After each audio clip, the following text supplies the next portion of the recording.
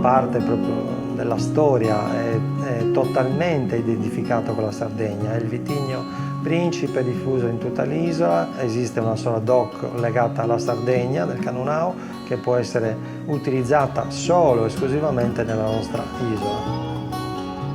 Il Cannunao fa parte della grande famiglia del Grenache, che è un vitigno diffuso in tante parti del mondo, però qua probabilmente grazie al clima, al terreno e anche alla selezione dell'uomo sono creati dei biotipi particolari che lo caratterizzano fortemente.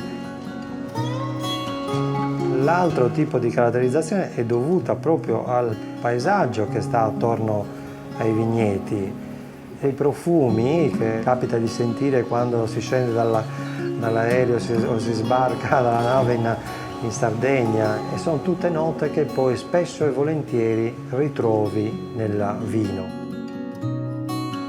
Un altro aspetto che caratterizza il Cannunao è sicuramente il carattere molto, molto forte, quindi la grande personalità che ha questo vitigno.